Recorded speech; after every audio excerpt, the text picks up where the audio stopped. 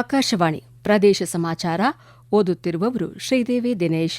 ಮುಖ್ಯಾಂಶಗಳು: ಶಿಕ್ಷಣದಲ್ಲಿ ಕೃತಕ ಬುದ್ದಿಮತ್ತೆ ಬಳಕೆಗೆ ಹೆಚ್ಚಿನ ಆದ್ಯತೆ, ಮುಖ್ಯಮಂತ್ರಿ ಡಿಕೆ ಶಿವಕುಮಾರ್. ಶಿರಾ ಬಡವನಹಳ್ಳಿ ಚತುಷ್ಪಥ ರಸ್ತೆಗೆ ಕೇಂದ್ರ ಸರ್ಕಾರ ಅನುಮೋದನೆ, ಸಚಿವ ವಿ ಸೋಮಣ್ಣ. ರಾಜ್ಯದ ಪ್ರವಾಸೋದ್ಯಮ ಕ್ಷೇತ್ರದಲ್ಲಿ ಬಂಡವಾಳ ಹೂಡುವಂತೆ ಖಾಸಗಿ ಹೂಡಿಕೆದಾರರಿಗೆ ಸಚಿವ ಕೆಜೆ ಜಾರ್ಜ್ ಆಹ್ವಾನ. ಮೈಭಾರತ್ ನೋಂದಣಿ ಜಾಗೃತಿ ಅಭಿಯಾನದಲ್ಲಿ ಯುವ ಜನತೆ ಸಕ್ರಿಯವಾಗಿ ಪಾಲ್ಗೊಳ್ಳುವಂತೆ ರಾಜ್ಯಪಾಲರು ಕರೆ. ಕಾವೇರಿ ಕಣಿವೆಯಲ್ಲಿ ಮಳೆ ಕೊರತೆ, ಶಿವನಸಮುದ್ರ ಶಿಂಷಾದಲ್ಲಿ ಜಲವಿದ್ಯುತ್ ಉತ್ಪಾದನೆ ಸಂಪೂರ್ಣ ಸ್ಥಗಿತ. ಕರ್ನಾಟಕ ಪ್ರತಿಭಾನ್ವಿತ ಮಾನವ ಸಂಪನ್ಮೂಲ ತಯಾರಿಕಾ ಕೇಂದ್ರವಾಗಿದೆ ಎಂದು ಮುಖ್ಯಮಂತ್ರಿ ಡಿಕೆ ಶಿವಕುಮಾರ್ ತಿಳಿಸಿದ್ದಾರೆ. ಬೆಂಗಳೂರಿನಲ್ಲಿ ಇಂದು ನಡೆದ ರಕ್ಷಣೆ ಹಾಗೂ ಏರೋಸ್ಪೇಸ್ ಕ್ಷೇತ್ರದ 15ನೇ ಸಮ್ಮೇಳನದಲ್ಲಿ ಭಾಗವಹಿಸಿ ಮಾತನಾಡಿದ ಅವರು, ತಂತ್ರಜ್ಞಾನ, ಸಂಶೋಧನೆ ಹಾಗೂ ನಾವೀನ್ಯತೆಯಲ್ಲಿ ರಾಜ್ಯ ಮುಂಚೂಣಿಯಲ್ಲಿದೆ ಎಂದು ಹೇಳಿದ್ದಾರೆ. ರಕ್ಷಣಾ ವಲಯದಲ್ಲಿ ಕಾರ್ಯನಿರ್ವಹಿಸುವ ಉದ್ಯಮಿಗಳಿಗೆ 25 ಕೋಟಿಯಷ್ಟು ಸಬ್ಸಿಡಿ ನೀಡಲು ಮುಂದಾಗಿರುವ ಕೇಂದ್ರ ಸರ್ಕಾರದ ನಿರ್ಧಾರವನ್ನು ಸ್ವಾಗತಿಸುವುದಾಗಿ ತಿಳಿಸಿದ್ದಾರೆ. ಕೃತಕ ಬುದ್ದಿಮತ್ತೆ ಕ್ಷೇತ್ರದಲ್ಲೂ ರಾಜ್ಯ ಪಾರುಪತ್ಯ ಸಾಧಿಸುತ್ತಿದ್ದು, ಶಿಕ್ಷಣದಲ್ಲಿ ಎಐ ಬಳಕೆಗೆ ಆದ್ಯತೆ ನೀಡಲಾಗುವುದು ಎಂದು ತಿಳಿಸಿದ್ದಾರೆ.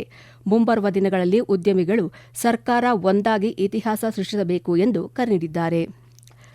ರಾಷ್ಟ್ರೀಯ ಹೆದ್ದಾರಿ 69ರ ಶಿರಾ ಬಡವನಹಳ್ಳಿ ಭಾಗದ ರಸ್ತೆ ಕಾಮಗಾರಿಗೆ ಕೇಂದ್ರ ಸರ್ಕಾರ ಅನುಮೋದನೆ ನೀಡಿದೆ. 584 ಕೋಟಿ 98 ಲಕ್ಷ ರೂಪಾಯಿ ವೆಚ್ಚದ ಚತುಷ್ಪಥ ರಸ್ತೆ ಕಾಮಗಾರಿಗೆ ಕೇಂದ್ರ ಹೆದ್ದಾರಿ ಮತ್ತು ಭೂ ಸಾರಿಗೆ ಸಚಿವಾಲಯ ಅನುಮೋದನೆ ನೀಡಿದೆ ಎಂದು ಕೇಂದ್ರ ಸಚಿವ ವಿ ಸೋಮಣ್ಣ ಮಾಹಿತಿ ನೀಡಿದ್ದಾರೆ. ಈಗಾಗಲೇ ಕಾಮಗಾರಿ ಟೆಂಡರ್ ಪ್ರಕ್ರಿಯೆ ಪೂರ್ಣಗೊಂಡಿದ್ದು, ಕಾಮಗಾರಿಗೆ ಗುತ್ತಿಗೆ ಆದೇಶ ನೀಡಲಾಗಿದೆ ಎಂದು ಹೇಳಿದ್ದಾರೆ. ಈ ಹೆದ್ದಾರಿಯಿಂದ ಮಧ್ಯ ಕರ್ನಾಟಕ, ಉತ್ತರ ಕರ್ನಾಟಕ ಮತ್ತು ಕಲ್ಯಾಣ ಕರ್ನಾಟಕ ಭಾಗದಿಂದ ತಿರುಪತಿ ಮತ್ತು ಚೆನ್ನೈ ನಡುವಿನ ಪ್ರಯಾಣಕ್ಕೆ ಇನ್ನಷ್ಟು ಅನುಕೂಲವಾಗಲಿದೆ. ತಿರುಪತಿಗೆ ಕೇವಲ 4 ಗಂಟೆಯಲ್ಲಿ ತಲುಪುವುದರ ಜೊತೆಗೆ ಸುಮಾರು 60 ಕಿಲೋಮೀಟರ್ ರಸ್ತೆ ಪ್ರಯಾಣ ಕಡಿಮೆಯಾಗಲಿದೆ ಎಂದು ಅವರು ತಿಳಿಸಿದ್ದಾರೆ. ರಾಜ್ಯವನ್ನು ದೇಶದ ಹೂಡಿಕೆ ಸ್ನೇಹಿ ಪ್ರವಾಸೋದ್ಯಮ ರಾಜ್ಯವನ್ನಾಗಿ ರೂಪಿಸುವ ನಿಟ್ಟಿನಲ್ಲಿ ಸರ್ಕಾರ ಪ್ರವಾಸೋದ್ಯಮ ನೀತಿಗಳನ್ನು ಮತ್ತಷ್ಟು ಸರಳೀಕರಿಸಲು ನಿರ್ಧರಿಸಿದೆ. ಪ್ರವಾಸೋದ್ಯಮ ಅಭಿವೃದ್ಧಿಗಾಗಿ ಬಂಡವಾಳ ಹೂಡುವ ಖಾಸಗಿ ಹೂಡಿಕೆದಾರರಿಗೆ ಸಂಪೂರ್ಣ ಬೆಂಬಲ ನೀಡಲಾಗುವುದು ಎಂದು ಪ್ರವಾಸೋದ್ಯಮ ಸಚಿವ ಕೆಜೆ ಜಾರ್ಜ್ ಘೋಷಿಸಿದ್ದಾರೆ. ಬೆಂಗಳೂರಿನಲ್ಲಿ ಆರಂಭವಾದ 3 ದಿನಗಳ 26ನೇ Indian international travel mart 2026 ಉದ್ಘಾಟಿಸಿ ಮಾತನಾಡಿದ ಅವರು, ಈ ಬಾರಿ ಸಮ್ಮೇಳನದಲ್ಲಿ 850ಕ್ಕೂ ಹೆಚ್ಚು ಪ್ರವಾಸೋದ್ಯಮ ವಲಯದ ಪ್ರತಿನಿಧಿಗಳು, 26ಕ್ಕೂ ಹೆಚ್ಚು ವಿದೇಶಿ ಪ್ರವಾಸೋದ್ಯಮ ಸಂಸ್ಥೆಗಳು ಭಾಗವಹಿಸಿವೆ ಎಂದು ತಿಳಿಸಿದ್ದಾರೆ. ಬ್ರ್ಯಾಂಡ್ ಕರ್ನಾಟಕ ಹಾಗೂ ಒಂದು ರಾಜ್ಯ ಹಲವು ವಿಶ್ವ ಪರಿಕಲ್ಪನೆಯನ್ನು ಇನ್ನಷ್ಟು ಬಲಪಡಿಸುವ ನಿಟ್ಟಿನಲ್ಲಿ ಕಾರ್ಯನಿರ್ವಹಿಸಲಾಗುವುದು ಎಂದು ಸ್ಪಷ್ಟಪಡಿಸಿದ್ದಾರೆ. ಮೈಭಾರತ್ ನೋಂದಣಿ ಜಾಗೃತಿ ಅಭಿಯಾನದಲ್ಲಿ ಯುವ ಜನತೆ ಸಕ್ರಿಯವಾಗಿ ಭಾಗವಹಿಸಿ ಮೈಭಾರತ್ ಪೋರ್ಟಲ್ನಲ್ಲಿ ನೋಂದಾಯಿಸಿಕೊಳ್ಳುವಂತೆ ರಾಜ್ಯಪಾಲ ಥಾವರ್ಚಂದ್ ಗೆಹ್ಲೋಟ್ ಕರೆ ನೀಡಿದ್ದಾರೆ. ದೇಶದ ಅತ್ಯಂತ ದೊಡ್ಡ ಶಕ್ತಿ ಯುವಜನತೆ ಆಗಿದ್ದು, ವಿಕಸಿತ ಭಾರತ 2047 ಕನಸನ್ನು ನನಸಾಗಲು ಯುವಜನರ ಶಕ್ತಿ, ನವೋತ್ಸಾಹ ಹಾಗೂ ಬದ್ಧತೆ ಅತ್ಯಂತ ಅಗತ್ಯವಾಗಿದೆ ಎಂದು ತಮ್ಮ ಸಂದೇಶದಲ್ಲಿ ತಿಳಿಸಿದ್ದಾರೆ. ಸ್ವಯಂ ಸೇವಾ ಕಾರ್ಯ, ನಾಯಕತ್ವ ಅಭಿವೃದ್ಧಿ, ಕೌಶಲ್ಯ ವೃದ್ಧಿ ಹಾಗೂ ರಾಷ್ಟ್ರ ನಿರ್ಮಾಣದಲ್ಲಿ ಸಕ್ರಿಯ ಪಾಲ್ಗೊಳ್ಳುವಿಕೆಗೆ ಮೈಭಾರತ್ ವೇದಿಕೆಯು ಅರ್ಥಪೂರ್ಣ ಅವಕಾಶಗಳನ್ನು ಒದಗಿಸುತ್ತದೆ ಎಂದು ಅಭಿಪ್ರಾಯಪಟ್ಟಿದ್ದಾರೆ. ರಾಜ್ಯದ 5,927 ಗ್ರಾಮ ಪಂಚಾಯಿತಿ ವ್ಯಾಪ್ತಿಯಲ್ಲಿ ವೃತ್ತಿನಿರತ ಯುವಕರನ್ನು ಗುರುತಿಸಿ ಅವರಿಗೆ ಕೌಶಲ್ಯ ತರಬೇತಿ ನೀಡಿ ಉದ್ಯೋಗಾರ್ಹತೆ ಹೆಚ್ಚಿಸಲು ಕ್ರಮವಹಿಸುವಂತೆ ಗ್ರಾಮೀಣಾಭಿವೃದ್ಧಿ ಸಚಿವ ಈಶ್ವರ್ ಭಿ ಖಂಡ್ರೆ ಸೂಚಿಸಿದ್ದಾರೆ. ಬೆಂಗಳೂರಿನಲ್ಲಿ ಇಂದು ಗ್ರಾಮೀಣಾಭಿವೃದ್ಧಿ ಮತ್ತು ಪಂಚಾಯತ್ ರಾಜ್ ವಿಶ್ವವಿದ್ಯಾಲಯದ ಪ್ರಗತಿ ಪರಿಶೀಲನೆ ನಡೆಸಿದ ಸಚಿವರು ಆರ್ಥಿಕ ಸ್ವಾವಲಂಬನೆ ಸಾಧಿಸಲು ಕರೆ ನೀಡಿದ್ದಾರೆ. ಗ್ರಾಮೀಣಾಭಿವೃದ್ಧಿಯ ನವೀನ ಪರಿಕಲ್ಪನೆಗಾಗಿ ಹ್ಯಾಕಥಾನ್ ನಡೆಸುವಂತೆ ಹಾಗೂ ವಿಶ್ವವಿದ್ಯಾಲಯದಲ್ಲಿ ಕೃತಕ ಬುದ್ದಿಮತ್ತೆ ಸೇರಿದಂತೆ ನೂತನ ಕೋರ್ಸ್ ಆರಂಭಿಸಲು ತಜ್ಞರ ಸಮಿತಿ ರಚಿಸಿ ವರದಿ ಪಡೆಯುವಂತೆ ನಿರ್ದೇಶನ ನೀಡಿದ್ದಾರೆ. ಪ್ರದೇಶ ಸಮಾಚಾರ ಕೇಳುತ್ತಿದ್ದೀರಿ. ನಮ್ಮ ಎಲ್ಲಾ ರಾಷ್ಟ್ರೀಯ ವಾರ್ತೆಗಳು ಹಾಗೂ ಪ್ರದೇಶ ಸಮಾಚಾರ ಈಗ ಆಕಾಶವಾಣಿ ನ್ಯೂಸ್ ಕನ್ನಡ ಯೂಟ್ಯೂಬ್ ಚಾನೆಲ್ನಲ್ಲಿ ಲಭ್ಯ. ನಮ್ಮ ಎಕ್ಸ್ ಖಾತೆ ಮತ್ತು ಇನ್ಸ್ಟಾಗ್ರಾಂ ಖಾತೆ ಆಕಾಶವಾಣಿ ನ್ಯೂಸ್ ಕನ್ನಡ. ಹೆಚ್ಚಿನ ಮಾಹಿತಿಗಾಗಿ ನಮ್ಮ ಫೇಸ್ಬುಕ್ ಖಾತೆ AIR ಕನ್ನಡ ನ್ಯೂಸ್ ಅನುಸರಿಸಿ. ಮಾಹಿತಿಯ ಹೂರಣ ವಾರದ ಕಾರ್ಯಕ್ರಮ ಪ್ರಚಲಿತ ವಿದ್ಯಮಾನ ಪ್ರತಿ ಬುಧವಾರ 9:15ಕ್ಕೆ.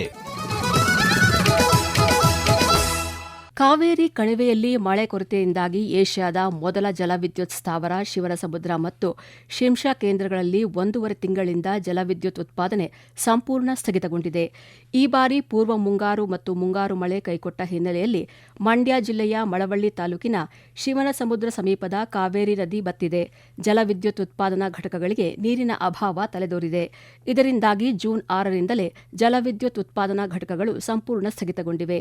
ಶಿವನಸಮುದ್ರ ಯೋಜನೆಯಲ್ಲಿ ವಿದ್ಯುತ್ ಉತ್ಪಾದಿಸುವ 10 ಘಟಕಗಳಿದ್ದು ವಾರ್ಷಿಕ 367.92 ಮಿಲಿಯನ್ ಯೂನಿಟ್ ಉತ್ಪಾದನಾ ಸಾಮರ್ಥ್ಯ ಹೊಂದಿದೆ. ಶಿಂಷಾ ಯೋಜನೆಯಲ್ಲಿ 2 ಘಟಕಗಳಿದ್ದು ವಾರ್ಷಿಕವಾಗಿ 150.67 ಮಿಲಿಯನ್ ಟನ್ ಉತ್ಪಾದನಾ ಸಾಮರ್ಥ್ಯ ಹೊಂದಿವೆ. ಪ್ರತಿ ಮೆಗಾವಾಟ್ ವಿದ್ಯುತ್ ಉತ್ಪಾದನೆಗೆ 35 ಕ್ಯೂಸೆಕ್ ನೀರು ಅವಶ್ಯವಿದ್ದು 42 ಮೆಗಾವ್ಯಾಟ್ ವಿದ್ಯುತ್ ಉತ್ಪಾದಿಸಲು ನಿತ್ಯ ಸುಮಾರು 1,400 ಕ್ಯೂಸೆಕ್ ನೀರಿನ ಅವಶ್ಯಕತೆ ಇದೆ. ರಾಜ್ಯದ ಮಲೆನಾಡು, ಕರಾವಳಿ ಸಹಿತ ಕೆಲವು ಭಾಗಗಳಲ್ಲಿ ಜುಲೈ 3ನೇ ವಾರದ ಬಳಿಕ ಮಳೆ ಚುರುಕುಗೊಂಡಿದ್ದು ಜಲಾಶಯಗಳ ಒಳಹರಿವಿನ ಪ್ರಮಾಣದಲ್ಲಿ ಏರಿಕೆ ಕಂಡುಬಂದಿದೆ.